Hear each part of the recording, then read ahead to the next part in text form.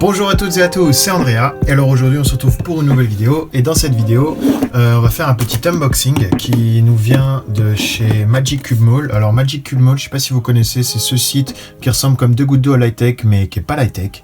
Il doit y avoir un petit partenariat entre les deux, ou alors ça vient du même serveur, ou je sais pas trop quoi.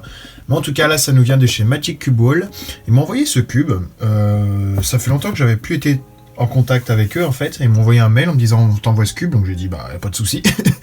Et en fait aujourd'hui, pour vous dire la petite histoire, je pensais pas du tout le recevoir aussi rapidement, et comme j'habite en coloc, ce matin je me suis réveillé assez tôt et je suis parti de chez moi, et là en revenant sur mon lit, j'étais en train de manger un yaourt, et j'ai vu il y avait ce colis assis sur mon lit qui m'attendait.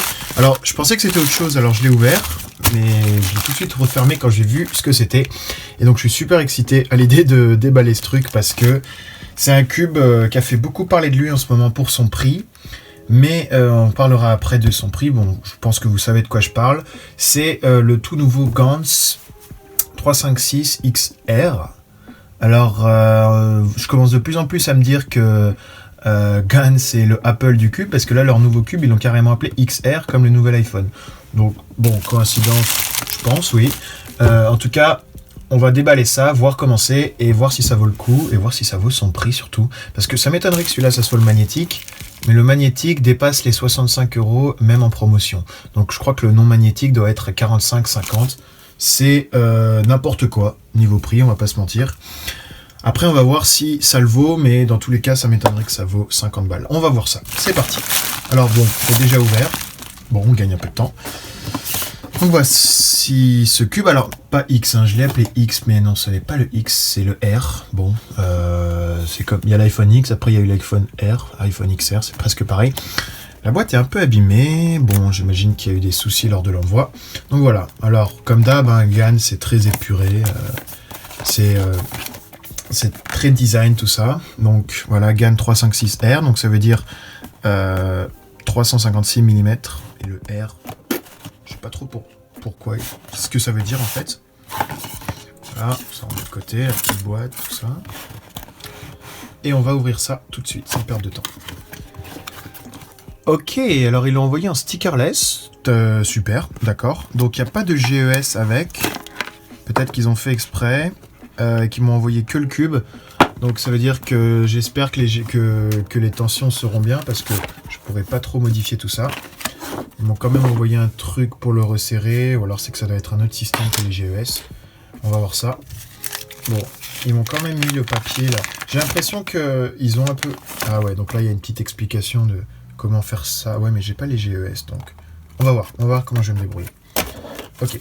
Ouais, j'ai l'impression qu'ils ont mis le cube qui venait d'ailleurs, et qu'ils ont fait une boîte exprès pour moi, histoire que ça soit pas... l'ensemble complet de comme si on achetait un cube, mais que ça soit juste le cube et le minimum nécessaire. Bref, on va déballer ça. Alors stickerless, déjà au niveau des couleurs, c'est assez terne en fait. J'avais pris l'habitude de... tiens, regardez.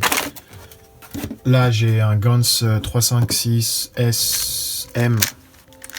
Vous voyez que par rapport à là, les couleurs sont beaux. Même si celui-là c'est un stickerless, les couleurs à gauche sont beaucoup plus éclatantes. Voilà. Bon. Je pense qu'on va partir sur le premier turn. Mais, même par rapport à le nouveau Moyu GTS 3M, pas M, le nouveau Moyu GTS 3, les couleurs sont beaucoup plus ternes. Bon, ça de toute façon on s'y habitue, hein, et tant qu'elles ne se ressemblent pas entre les pièces, on s'en fout un peu, ça dépend de ce qu'on a l'habitude. Bon, c'est parti pour le premier turn. Wow. Oh putain, je m'attendais à tout, mais pas à ça en fait. D'accord, oui, bon alors, je préviens tout de suite, bon moi c'est ce que je préfère, mais il n'est pas du tout lubrifié. Donc là il a l'air d'être très très lent en fait, si vous voulez mon avis. Il est très lent. Donc ça je vais rapidement l'améliorer en mettant un peu de lube, et vous allez voir que il va devenir rapide beaucoup plus vite. Mais là ce que j'essaye plutôt de tester, c'est sa contrôlabilité, la différence qu'il a par rapport aux différents modèles. Alors déjà il est beaucoup plus silencieux. vais vous laisser entendre ça. Déjà que les Gantz étaient réputés pour être très silencieux. Celui-là, voilà, je crois que c'est le cube le plus silencieux que j'ai jamais eu.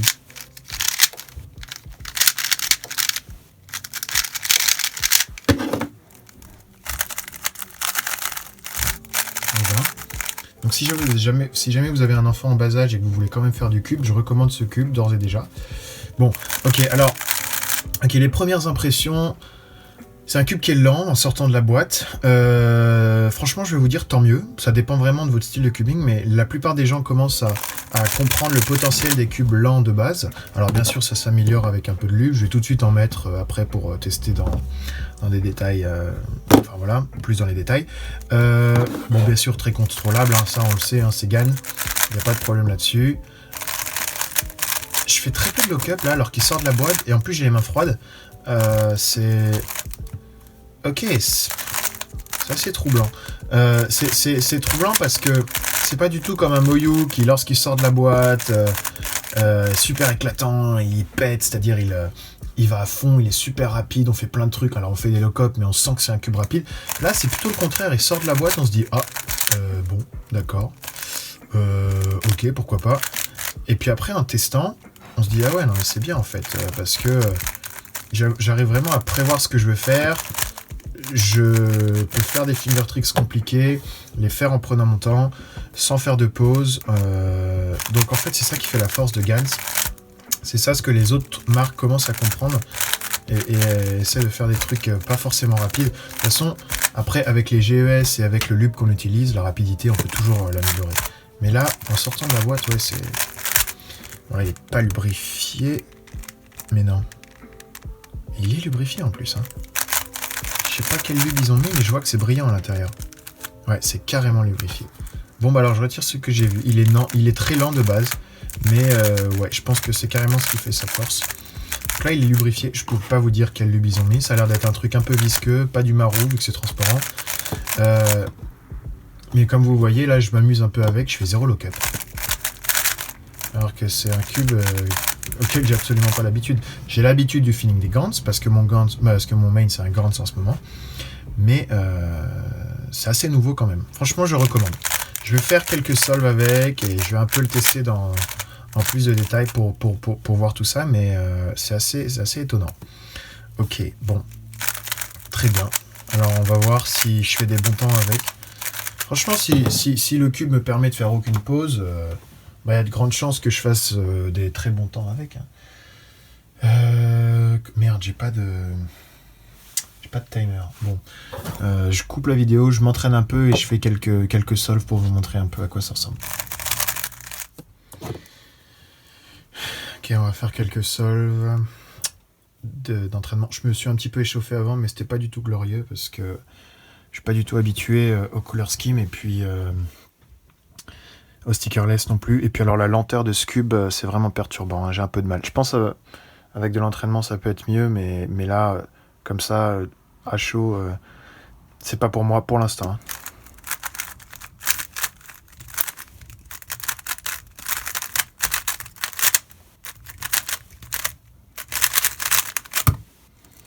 Okay. Voilà, par exemple là, je sais pas si vous avez vu un peu. C'est bien que je fasse un solve en CAV, comme ça je peux débriefer. Le cube est bien, il est très lent, mais le problème c'est que les finger tricks qu'on a l'habitude de faire vont moins vite. Donc même si c'est un cube qui empêche les lock-up, quand on n'a pas l'habitude, on fait des lock-up quand même. Ensuite le color scheme, bon bah je fais au mieux, mais j'ai un peu de problème pour retrouver mes pièces.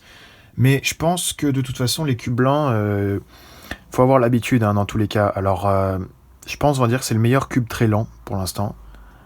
Et donc il y a un bon potentiel. On va voir ce que ça fait par la suite, mais ouais. Ouah.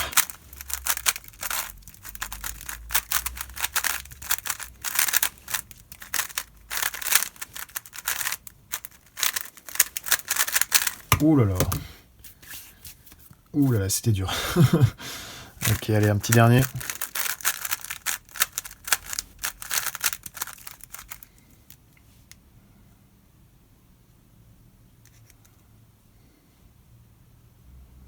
Ok, je vais tenter un truc.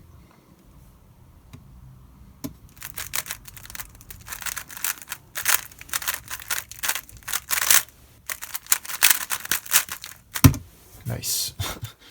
Ok.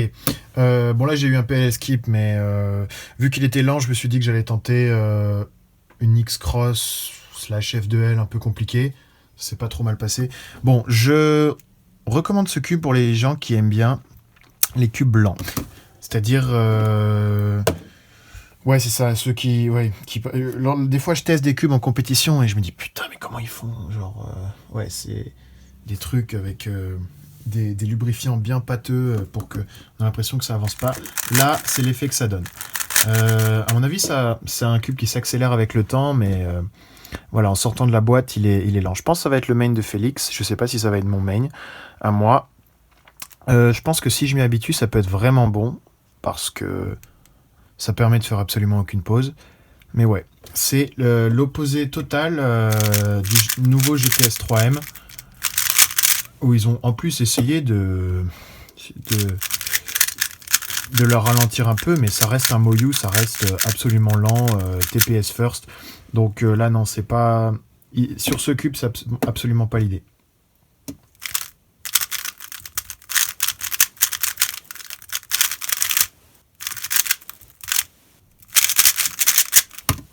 Ouais, j'ai plus l'habitude des cubes rapides pour l'instant, je pense que ça se voit, mais je vais essayer de développer une habitude au cube blanc comme ça, je pense que ça peut être vraiment pas mal. Bon voilà, c'est, je dirais, à peu près tout pour cette vidéo. J'espère que ça vous aura plu. Ça fait un peu guise de review, cette vidéo, mais si vous voulez une review complète et détaillée, et avec des comparaisons avec d'autres cube guns, bah, je peux le faire. Juste pour vous dire, donc la deuxième partie de la vidéo sur commencer le Rubik's Cube arrive, mais j'ai changé d'ordi, j'ai eu un petit souci parce que j'ai perdu l'ancienne vidéo, mais je l'ai retrouvée sur ma Dropbox, mais il manquait une partie, donc je l'ai refaite. Et vu qu'en ce moment, les cours en deuxième année sont beaucoup plus difficiles, et que je suis en plein dans les process des candidatures pour les stages, et puis les interviews, et tout ça, j'ai pas énormément de temps, mais je vais trouver le temps pour faire un petit montage et poster cette vidéo. Et puis voilà, le plus tôt possible. Bon, il y a une autre vidéo d'unboxing qui arrive parce que j'ai reçu un mail de l'Hightech qui m'envoie d'autres cubes dans pas longtemps. Et puis bon voilà, j'espère que ça vous aura plu, que vous allez passer une très bonne journée. Et puis à bientôt. Ciao ciao.